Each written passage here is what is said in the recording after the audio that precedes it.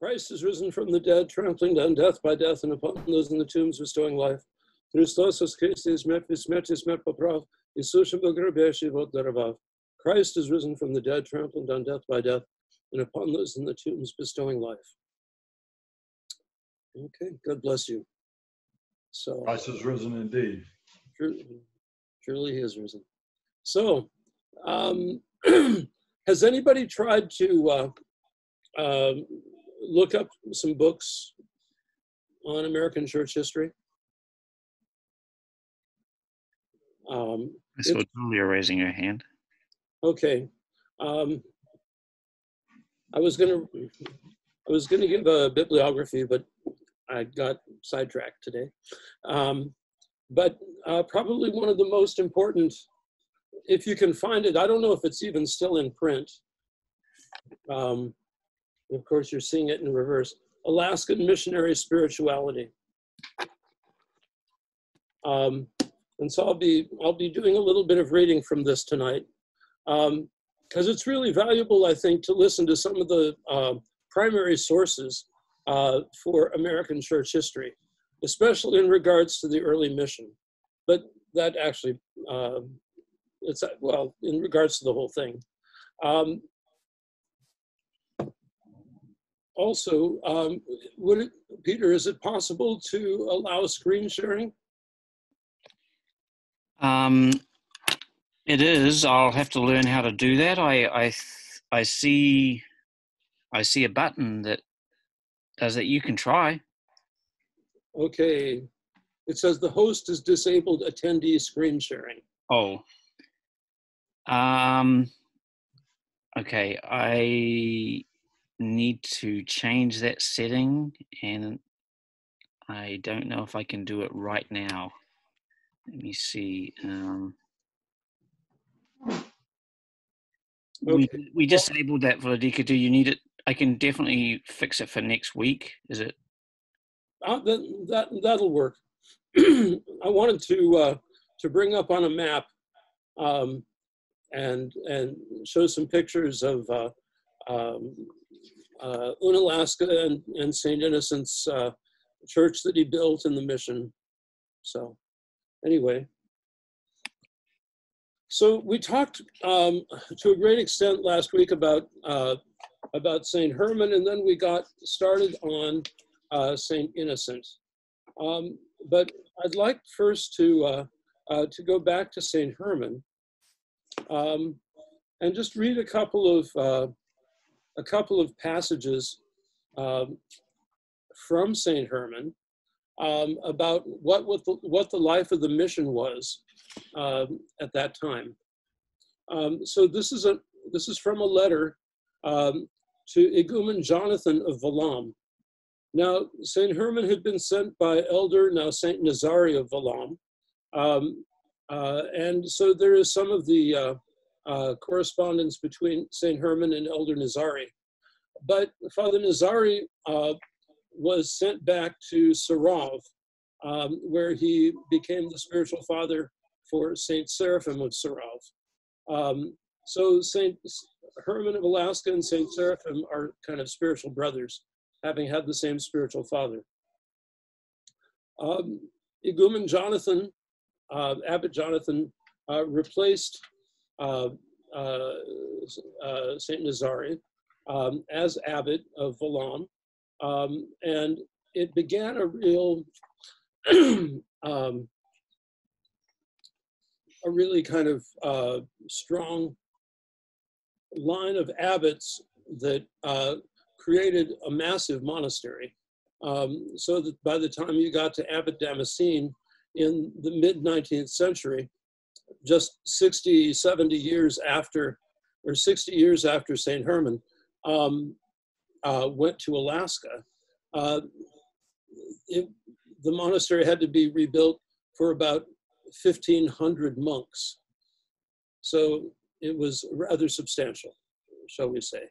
And it was one of the monasteries that had been renewed by the hesychast practice that came with the Philokalia, which had been published around 1790 or thereabouts. And St. Herman had brought a copy with him from Russia and lugged it across Siberia for a year. It's a huge book, weighs about 40 pounds at least, and kept it with him the rest of his life. So this is part of St. Herman's letter to Abbot Jonathan. We, all the men of Valaam, the three of us that you know about, do not live together. Father Afanasi lives 40 versts from the church on the island of Afognak, which is separated from Kodiak by a narrow strait. As a sideline, I've been to Afognak. There was a native village there, but it got washed away in a tidal wave. And there is a narrow strait between, it's only a few miles of water between Afognak and Kodiak. And Spruce Island is kind of back to the south. But in the wintertime, they get pyramid waves that are sometimes 60 and 70 feet tall. The currents are such that the waves come from 3 or 4 directions, and they pile up, it's almost into a pyramid shape. Needless to say, it's rather hazardous for navigation. So that's where Father Afanasi was. And 40 versts is about, a verst is about, it's a little less than a kilometer. Father Uasaf, whom you mentioned as your lay brother, lives in the harbor at the church in the house, of which I made mention above. He looks after the library and the vestments, and on Sundays, together with some of the boys from the school, he conducts services in the church. I live 10 versts away from the harbor on a special little island, which is called New Valaam. Near my dwelling is the tiniest of streams, which in summer contains reasonable quantities of fish. I live alone. Some 2 versts away are 3 families of Americans, that is, Aleuts. With great love, they help me in my labors. Father Uasaf often comes to see me in one of the little American boats made of leather, which here are called baidarki. In other words, it's a kayak. We have plots here containing vegetables. The Americans living near are natives and help us in everything. As for the remaining brothers, I believe you heard about them in the first year of our arrival. 2 higher monks, Father Makari and Father Juvenali, who had an assistant in our monastery, who had been an assistant in our monastery, and was a former officer called Yakov Fyodorovich, and when he entered the monastery in St. Petersburg, was given the name Juvenali, set off to preach, Makari to the Aleutian Islands of the Fox chain, and from there he returned to Russia. And Juvenali went to the eastern coast of the mainland, first of all to Chugats Bay, where he baptized all the people. Then he set off northwards towards the coast, crossing the mountains to Kenai Bay, where he spent the winter baptizing the natives. So he crossed over the Alaska Peninsula, which is actually a range of huge volcanoes, and crossed another body of water into southwestern Alaska. Radhika, I may have enabled your screen sharing if you want to give it a try. Okay.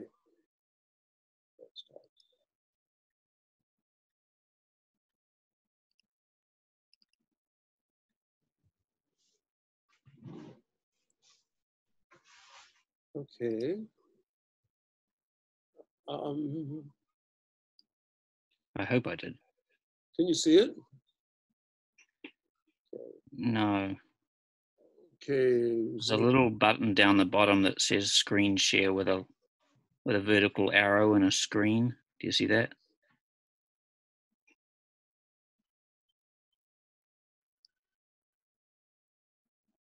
Yeah, I'm trying. Oh. Otherwise, we can practice for next week, maybe. Oh, we do. Yes, we see it. Aha. That's Very beautiful.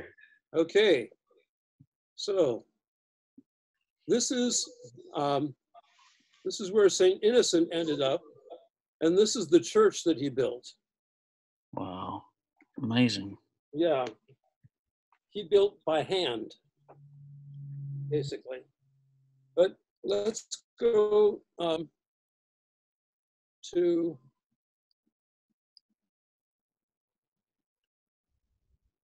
Kodiak.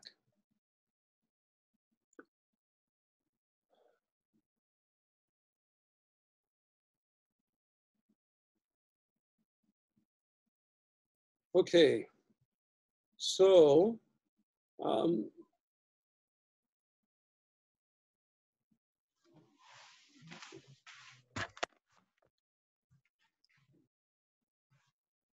okay, this is Kodiak.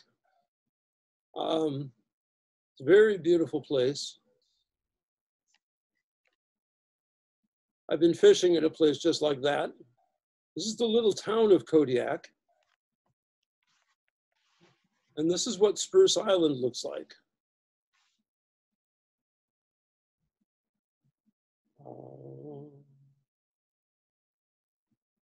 Hopefully they will have a shot of the church.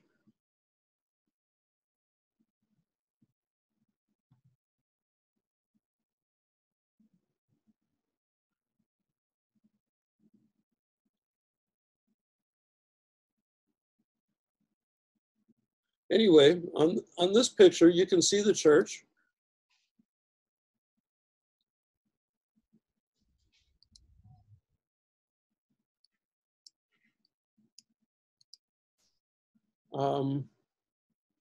That doesn't help, I don't think.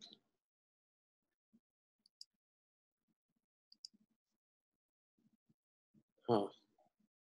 Well, how do I get rid of this? Okay. So to give you a little perspective,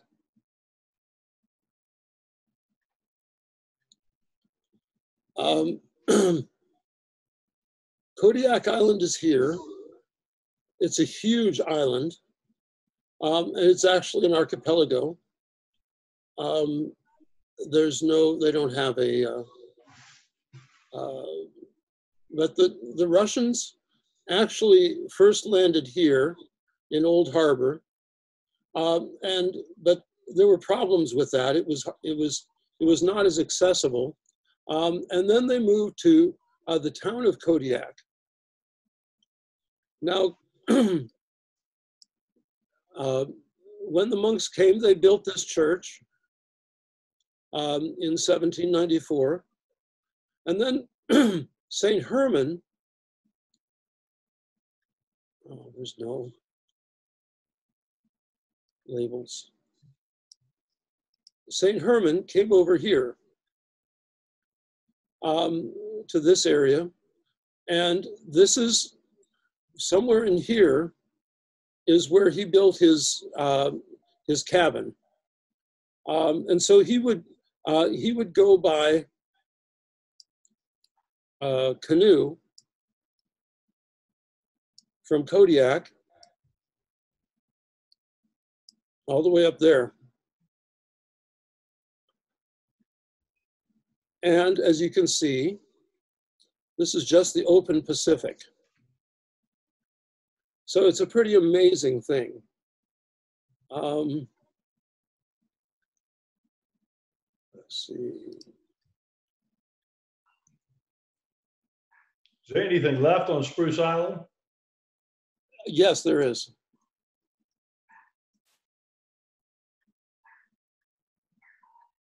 Okay, here we go.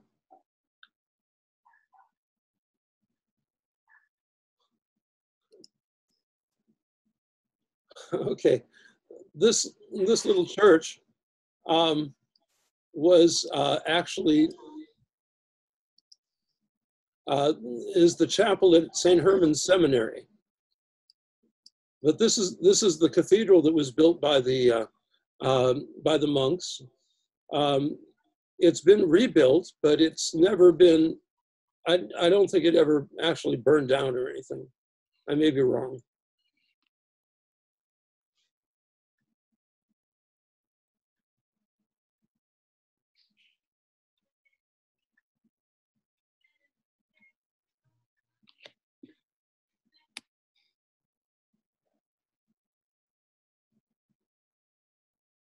One of the things that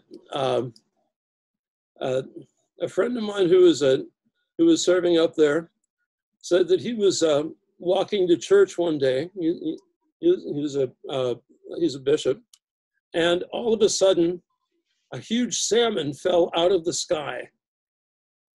And it turns out that there were bald eagles fighting overhead.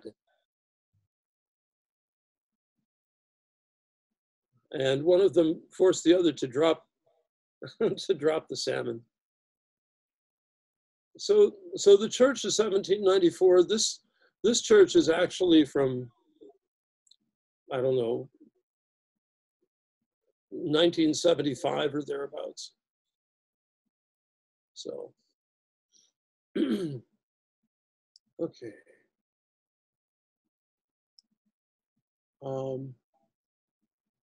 So anyway, getting back to the narrative.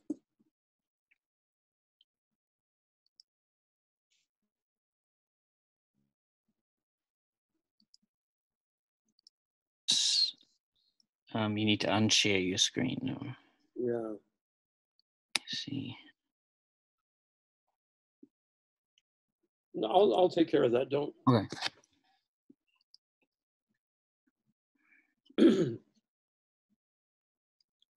So,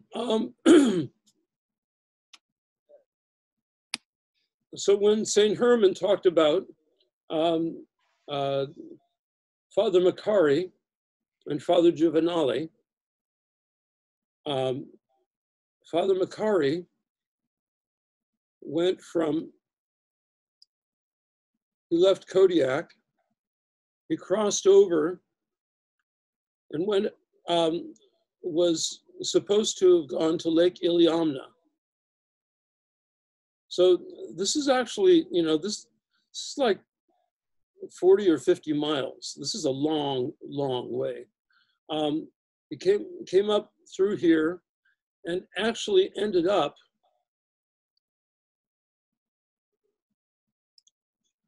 out here. And this is where he was martyred, in this area. There are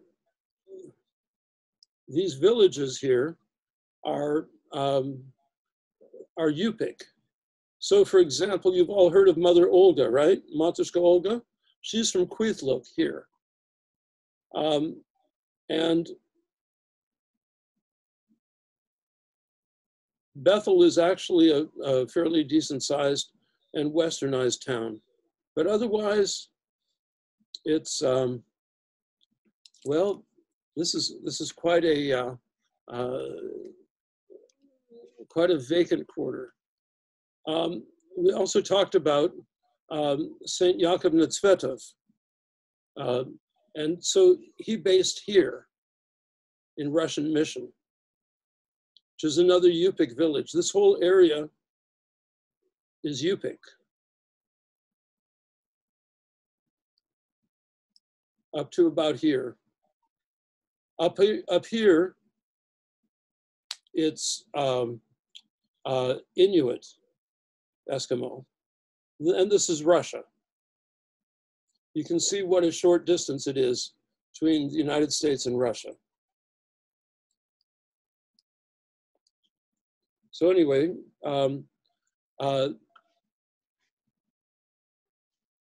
so Macari went from here up, and Juvenali went all the way over here, where he met his end.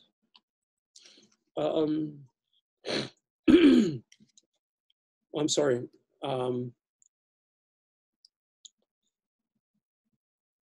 Wait a second. Okay, I was wrong. Macari went to the Aleutian Islands of the Fox chain. That's these. and from there he returned to Russia, and Juvenali went here.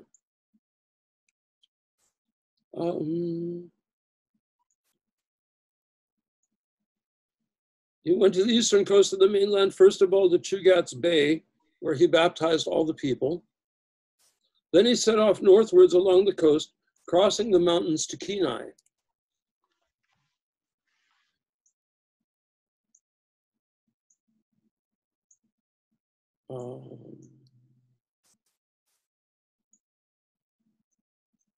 Anyway, it doesn't really say. Where he spent the winter baptizing the natives. Then he went further north and crossed Alaska, which I think is probably this. And he was killed by some tribesmen. The rumors vary as to what manner and by exactly which tribe. There is still no reliable information. After this, our father Archimandrite was summoned to Russia to be made an archbishop. He accepted this honor in the town of Irkutsk and returned in the company of the above-mentioned hieromonk Makari, and they were already off Kodiak, judging by the pieces of the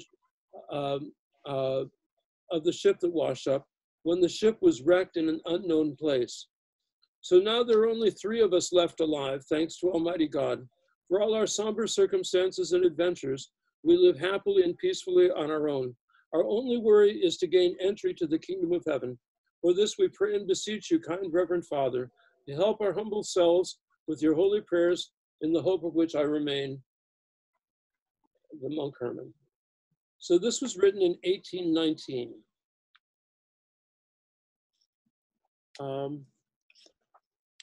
Now there was another man by the name of Yanovsky, who got to be, who became a friend of St. Herman's. And it's very interesting to read the, to read his letters, to read his story. He wrote a fairly long 8 or 10 pages about St. Herman to the monks at Valaam, recounting his whole experience with St. Herman. It's quite detailed. He goes through the details of what it was like to live through an epidemic when 1/3 of the people, the native population, died. He cared for the native peoples. He did everything he could for them, and they loved him accordingly.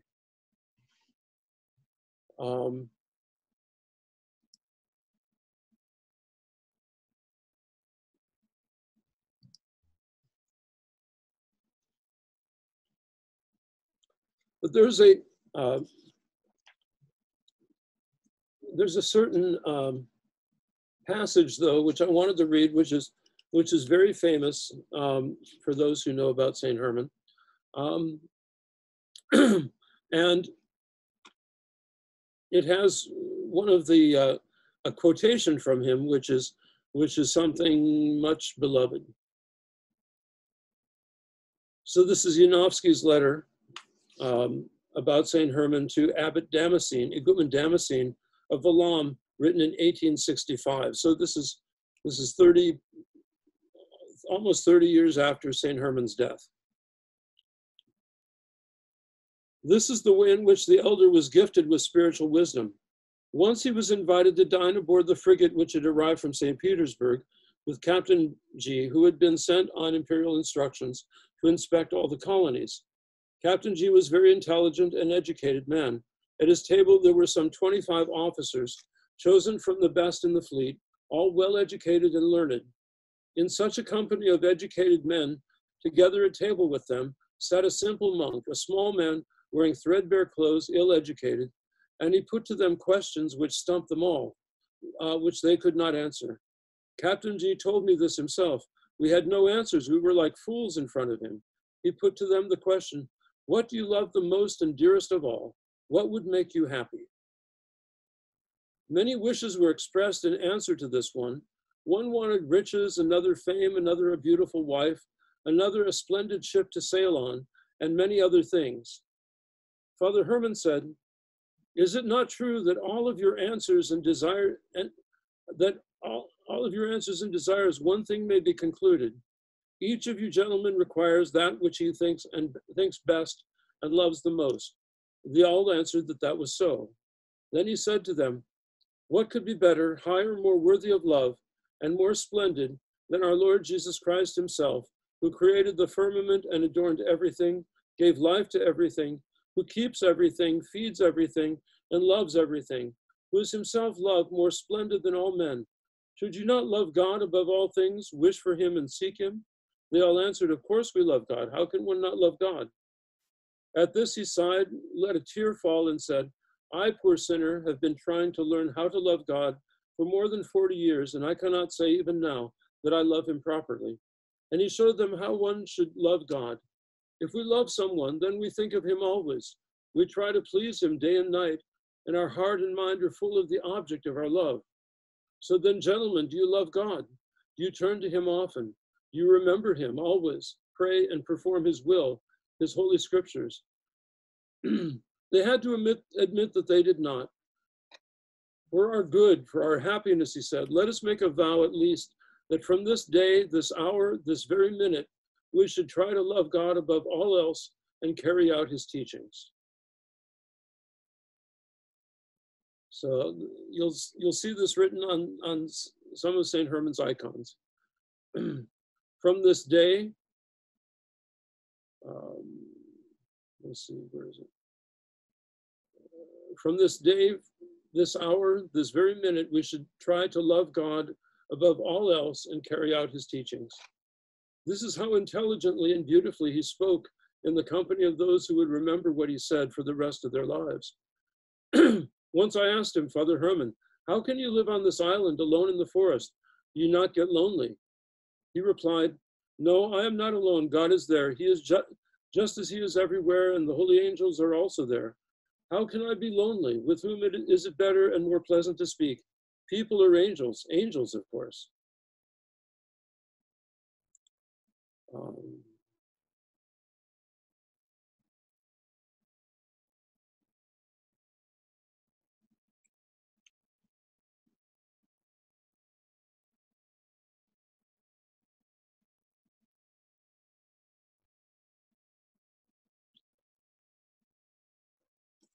So this is and to conclude this part. Well, there's more.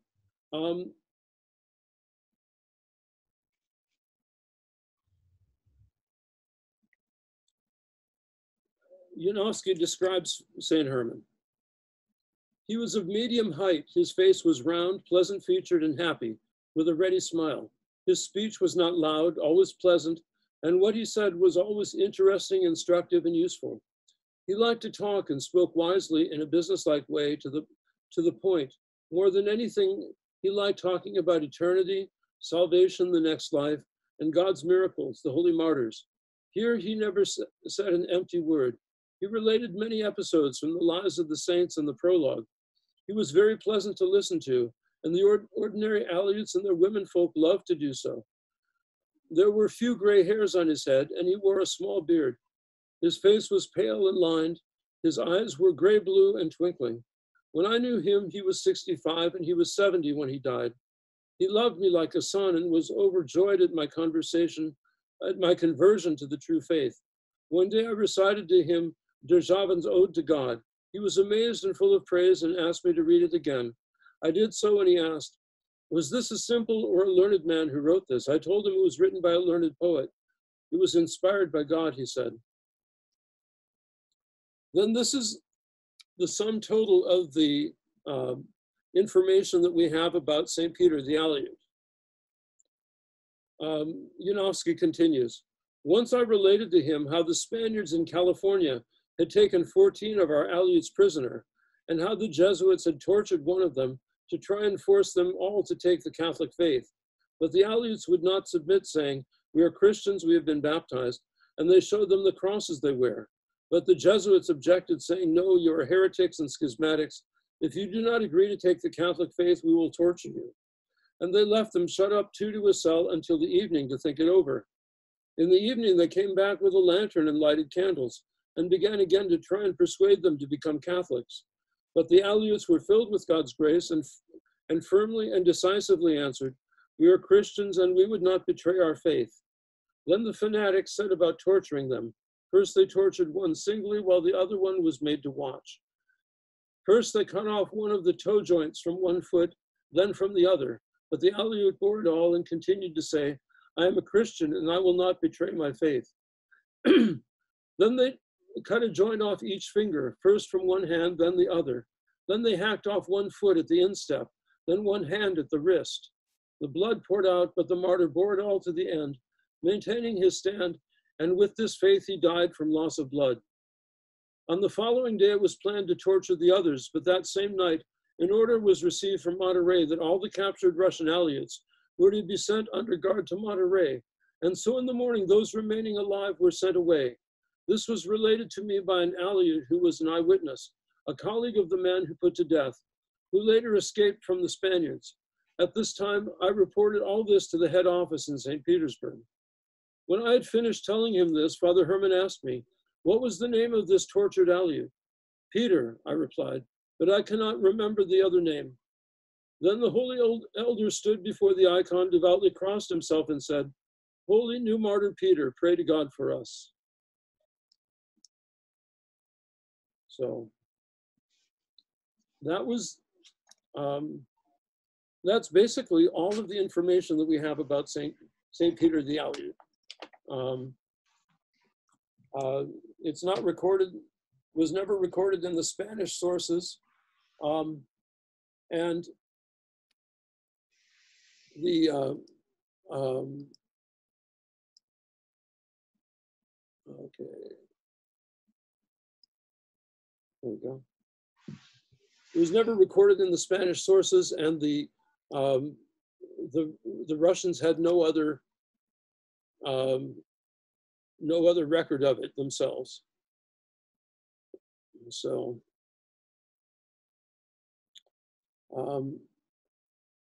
any questions at this point?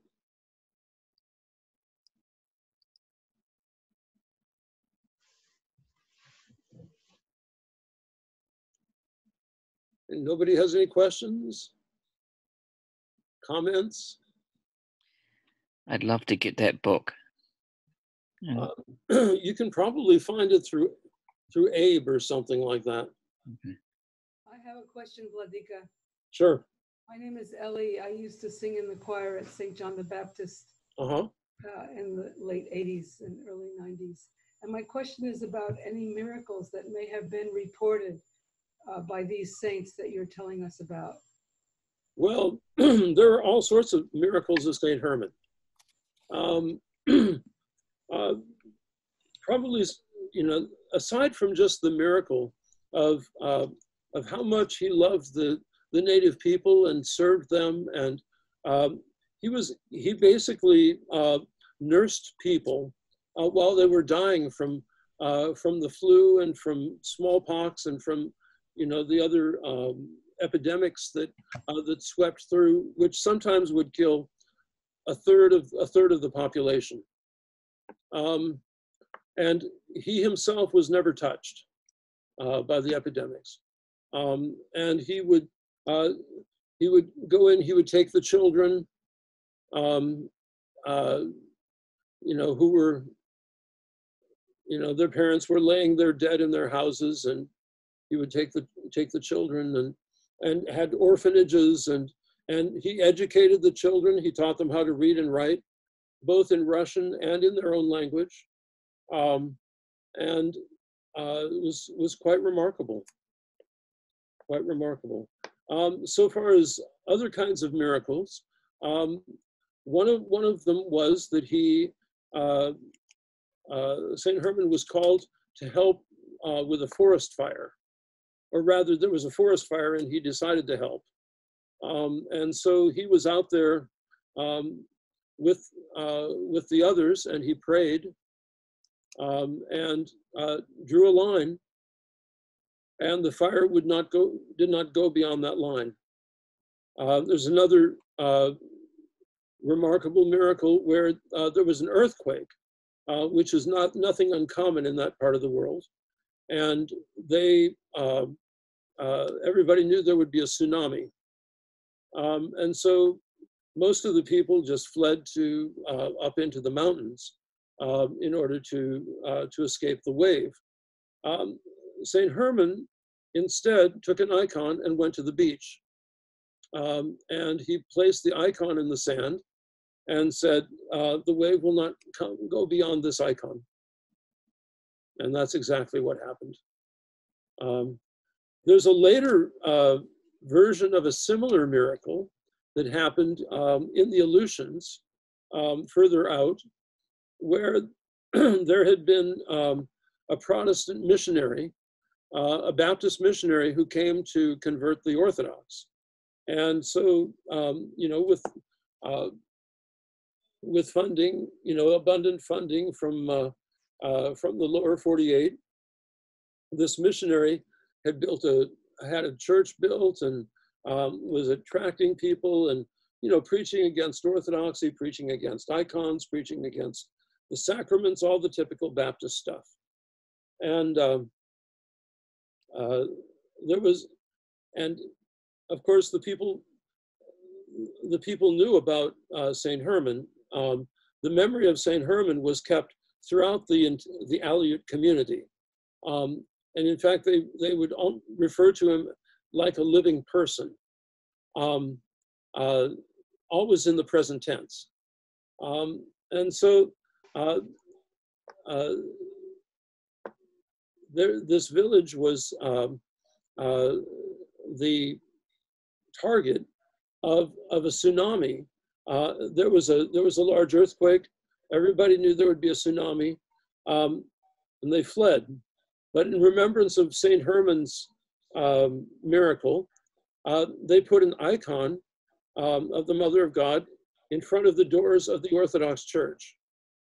And the tsunami came in. Nobody was hurt. It swept away the Baptist Church, and the Orthodox Church was left intact, and without even any water damage. And the water came up to the Orthodox Church and then receded. So, so these are the kind of, big time miracles of St. Herman. He's also known to guide people, much like St. John of San Francisco.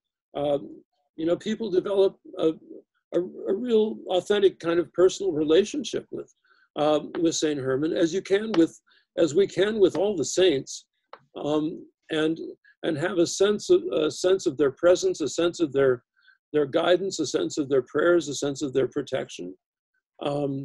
And there are many, many people who have that kind of personal relationship with St. Herman. I've had the blessing to serve liturgy at the site of his grave.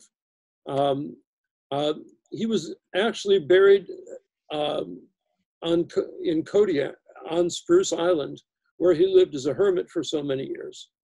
But in 1970 or thereabouts, his relics were removed and taken to Kodiak.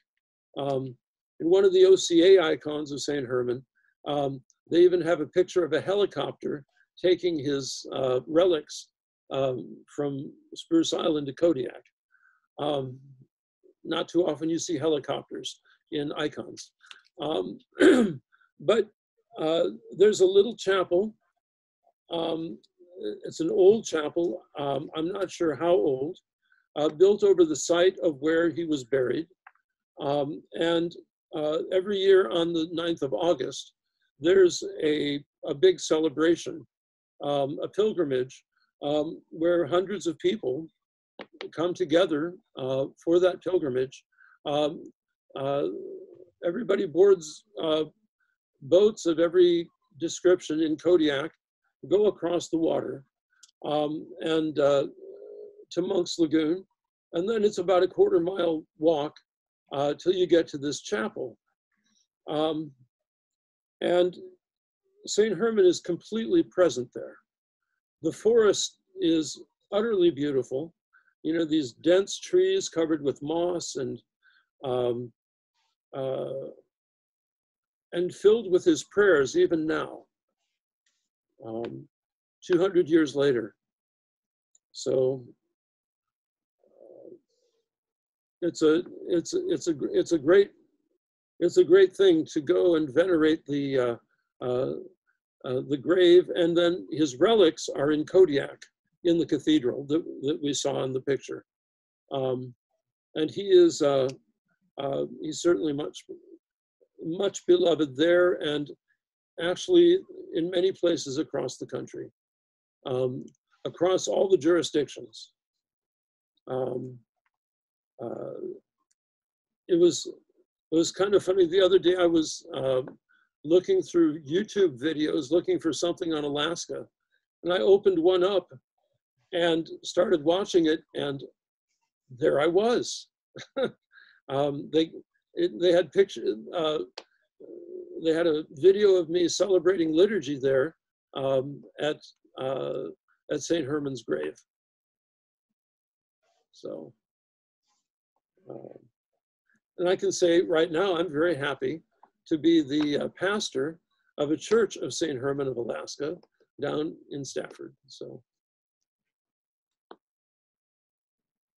does anybody else have anything?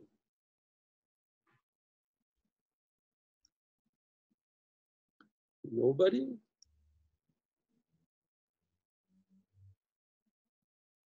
I was just thinking it would be nice to join the pilgrimage on August the 8th. Yes, it would.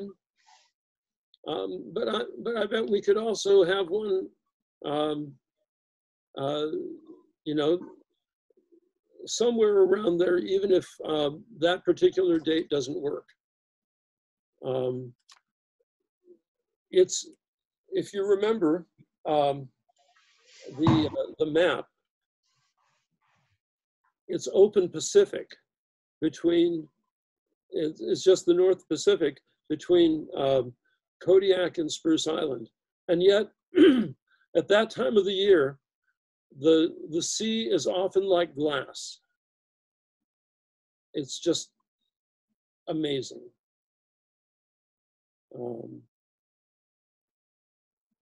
Well, I'm up for it if you want to go. Sounds good. Are there bears there, Vladika? What's that? Are there bears on the island? I don't know if there are bears on Spruce Island. There are certainly bears on Kodiak. And I've seen some of them. Now, there's a place on Kodiak quite removed from the major, you know, the populated areas where they have the Kodiak bears, which are like 12 feet tall, and just very, very vicious predators. The ones I saw were big, but not that big. I've also every summer there are tourists, several tourists that get eaten by bears. Yep. Yeah. Well, people do stupid things. They do. Yeah. I was up there fishing, and we went over to a Fognac Island, and probably one of the most stupid things I ever did in my life was because I was with another priest or two, and a couple priests and a couple laymen. There was this native guy who had a lease on a life lease on an island, little 1 acre island right near a Fognac, and so he took us there, and we stayed in his cabin there, and had a banya and the whole bit. Anyway, so we went in his skiff, which was like about a 12-foot aluminum boat, and we went up this river in a Fognac Island. And then you go up the river and it gets shallower and shallower. But you look down and there were millions of salmon right beneath the surface of the water. Just the problem, unfortunately, was it was the wrong salmon run. The one we wanted was going to be another week later. And these were already rotting as they were swimming. So that was unfortunate.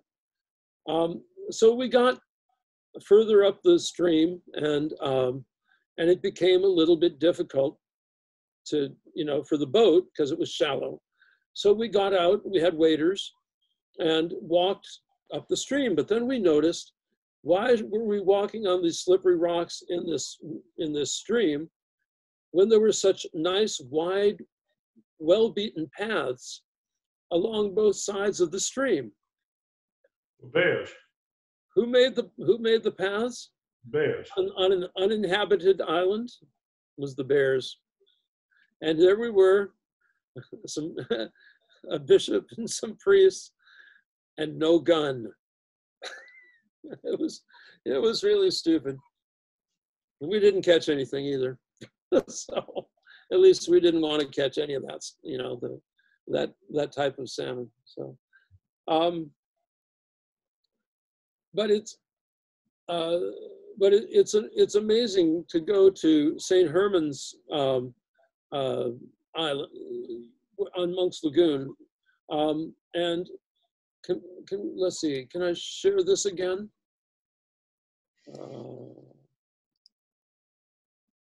The St. Herman's Island is the same as Spruce Island, is that right? Yeah. Okay. Oops.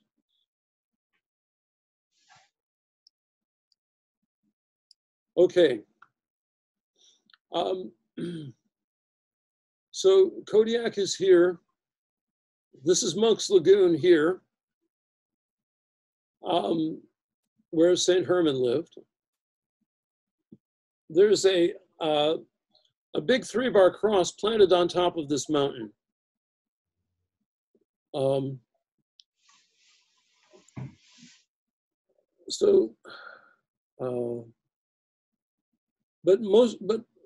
it's a very rocky coastline. But there are beaches here where you can land a craft. So let's see if we can do this.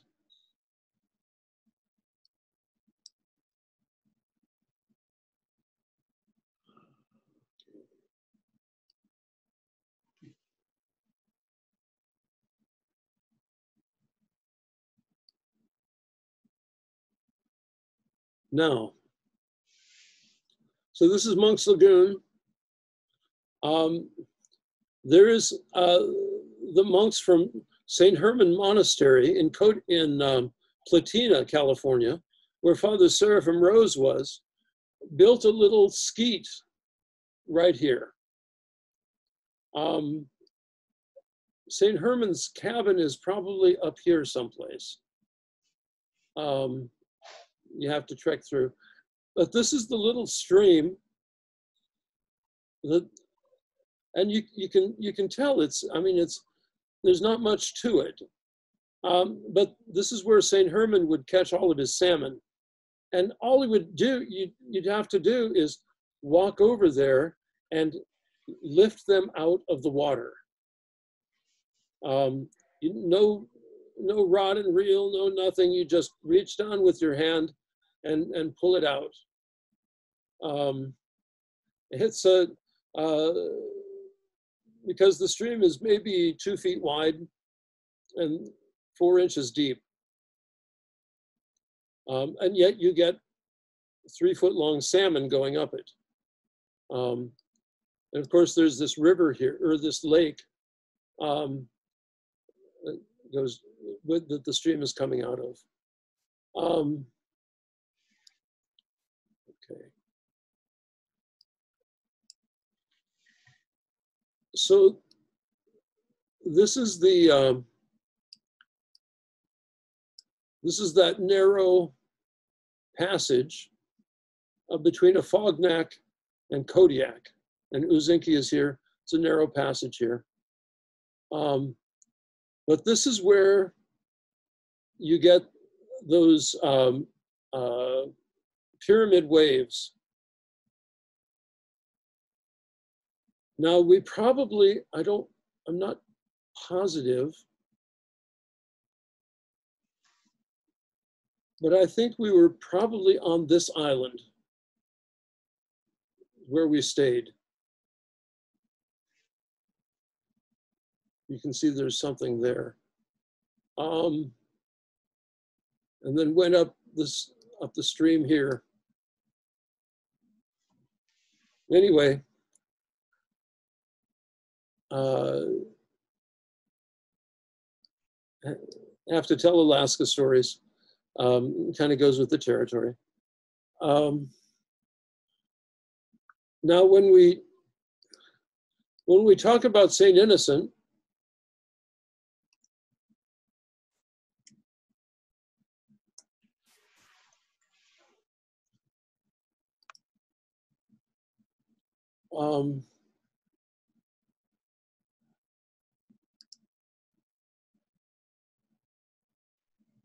okay. To give you an idea of where this is,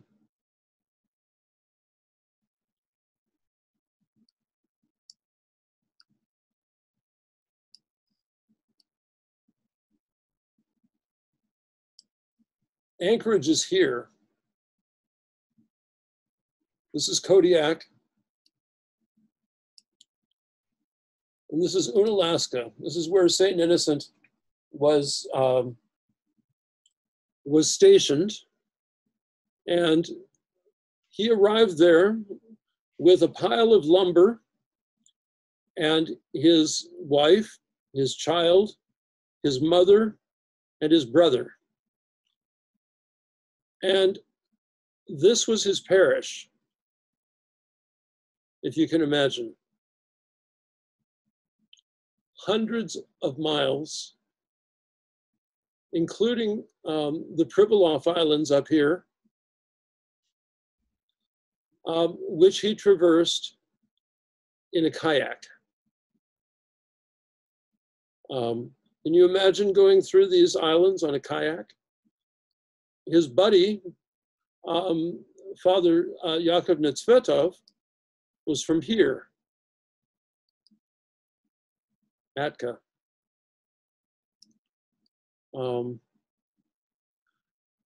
And, you know, and over here already is the coast of Russia. Well, it's Kamchatka Peninsula.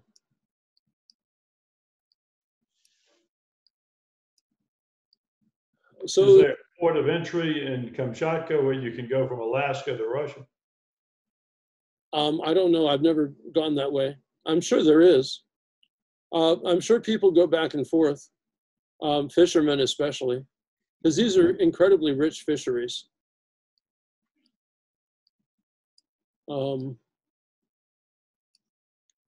So Saint Innocent, I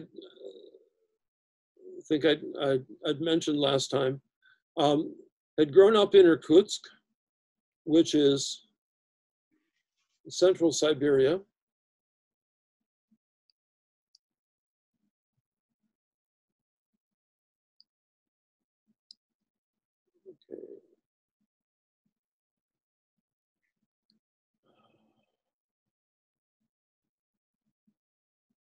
Okay, Lake Baikal. Irkutsk is right in this area someplace, Irkutsk. Lake Baikal, of course, is the largest lake in the world. It has something like 1/5 of the fresh water in the world.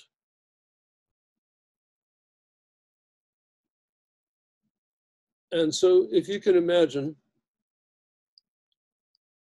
trekking all the way to there, to give a little bit of perspective. What the feats that these people accomplished are just amazing. For this, for the sake of preaching the gospel. So he arrived. There was no town there. There was not much of anything there. There was a little base, and he built the church by hand. This church. He also built a house, and also by his own hand, and established a foundation for not only for Orthodoxy but for the mission. So.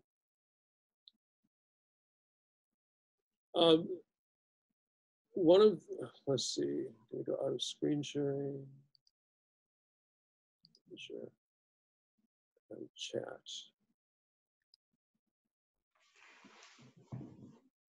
Okay. So,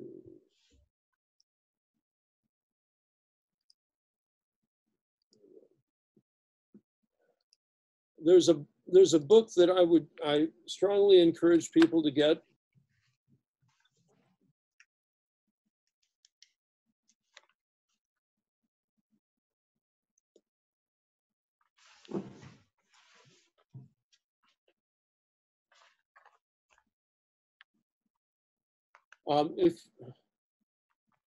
If you can see in the chat,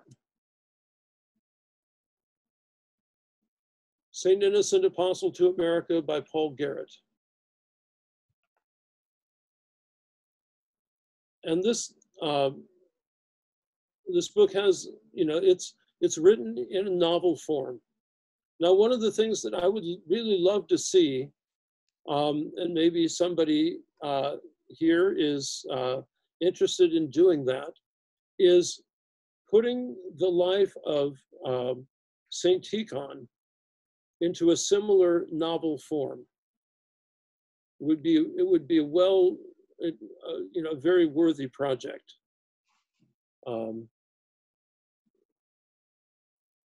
I don't think Americans we don't deal too well with hagiography, but we do tend to deal pretty well with novel form, even though you have to make up some of the dialogue and that kind of thing.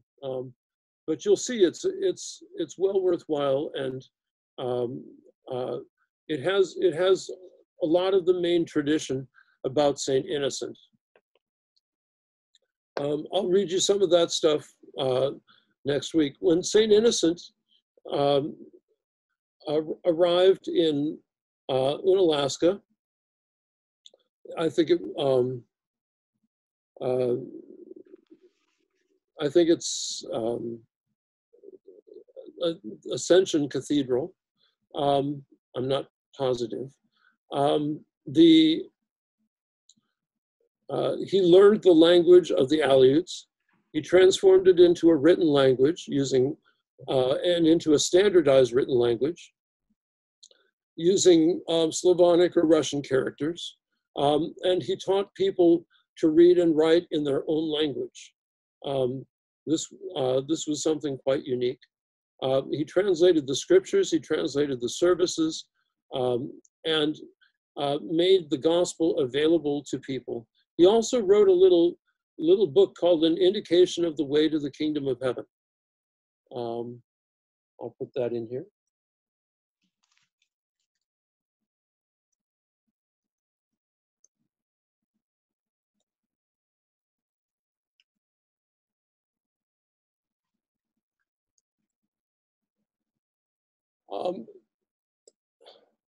It might even be available in the bookstore at St. John's. And I'm sure you can probably download it. But it's well worthwhile. It represents a certain style of spirituality from the early 19th century. but still it's a very, it's a very kind of sweet, pious work. But he used these tools, and he went preaching, teaching, baptizing, chrismating, and marrying and burying people all over his diocese.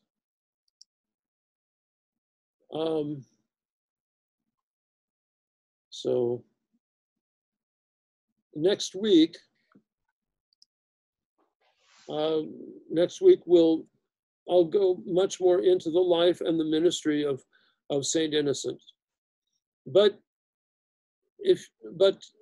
to summarize that initial mission, the Valaam mission, the fundamental idea was of sending those monks was to convert Americans to Orthodoxy, to bring Orthodoxy to Americans. Now, those Americans happen to speak Aleut and Yupik and Tlingit and these other languages. They weren't speaking English yet, but that mission would expand to include English-speaking people. And the method of mission was that a monastic community was sent to establish a church where there was a regular liturgical life. So there was, it was a regular little monastic community. There were a couple of, the priest monks were going off doing missionary work, but the mission remained intact with the services, with people coming to be baptized, to be catechized, to be taught. And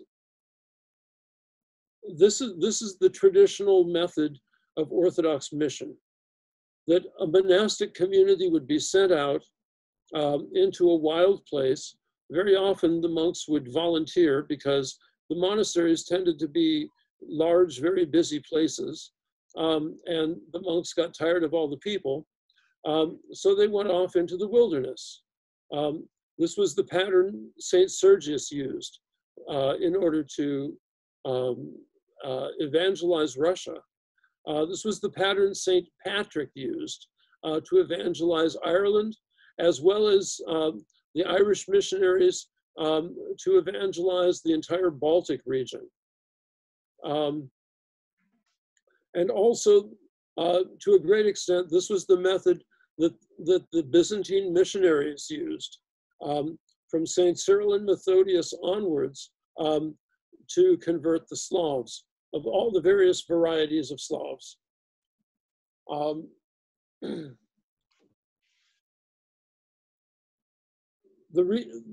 It's not so much, well, while we do see, and we see from this mission, that monks did go out and preach and teach and catechize and celebrate services.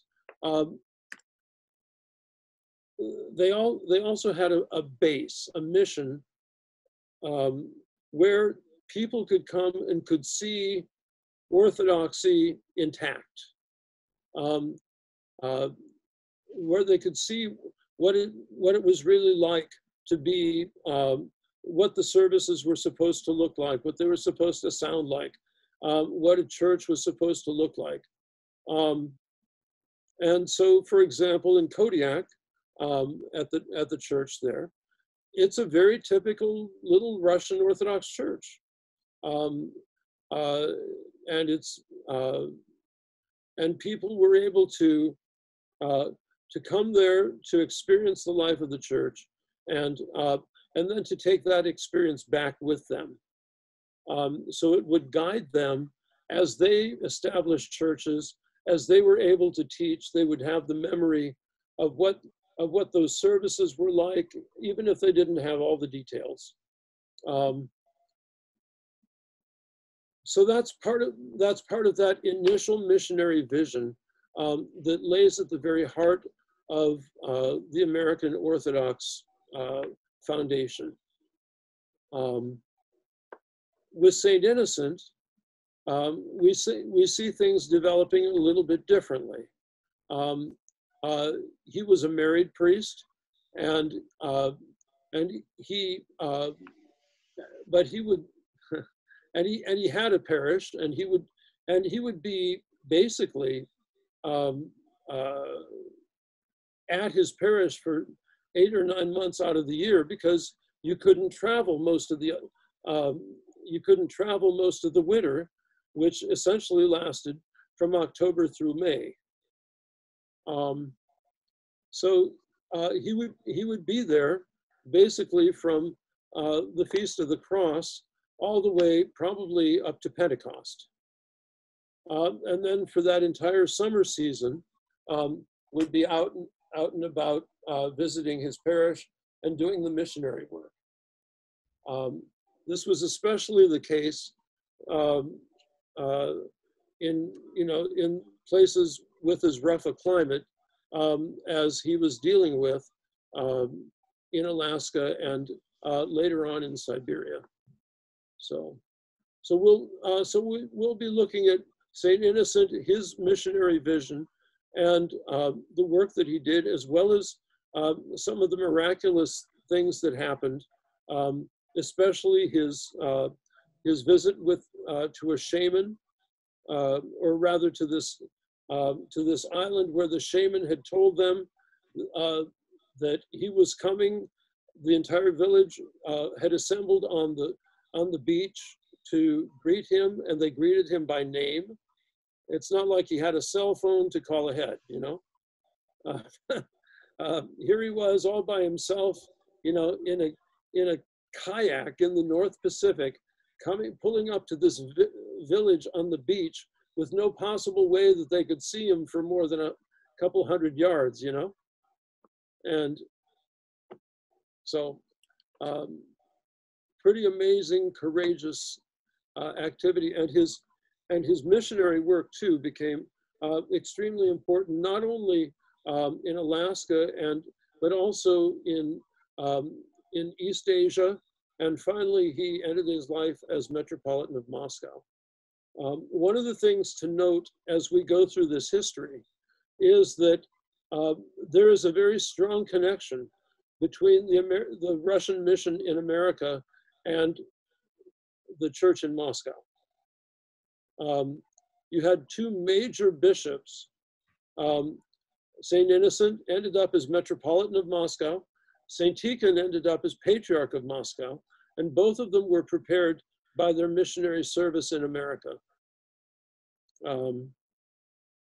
which is, I think, quite a remarkable thing for us out in the colonies. So with that, I think we can end for tonight. Does anybody have any further questions or comments? Just summarize the books. You started out with the Alaskan Missionary Spirituality. Right. And you mentioned 2 other books. Yeah, it's you can go at the bottom of your screen, the Zoom screen. It has chat. Right. And just press that, and you'll see a bar on the side of the screen. Do it now? Yeah. Okay.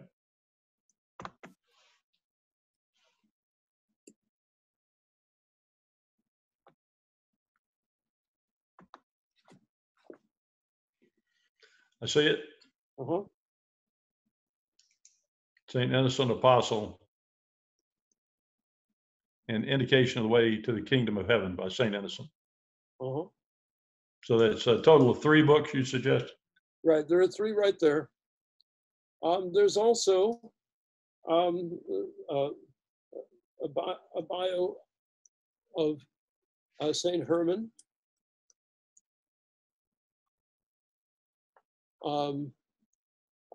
From St. Herman Press.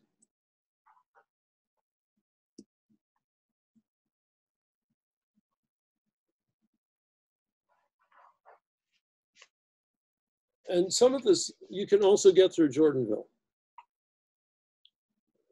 You can also look at the resources available on Amazon.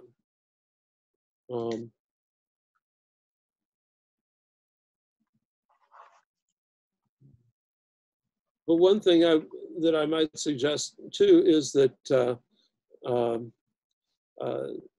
Saint Acanthus, to Saint Herman, as you study his life and his mission and the outcome of his work, knowing that he is the protector of Orthodoxy in America.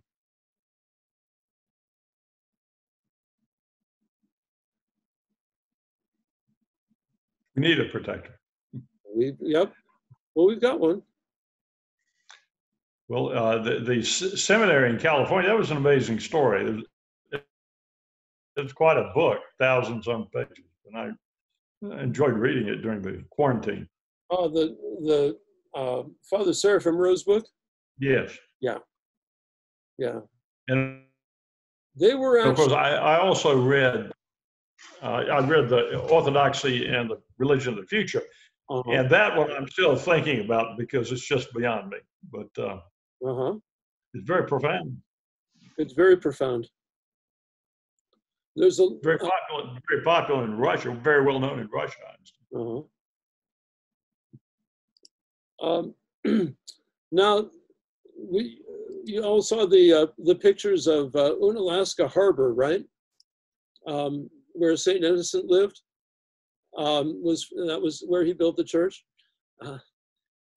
There's a local priest here, Father Tim Perry. He was OCA. I think he's serving a Greek church now in Bethesda.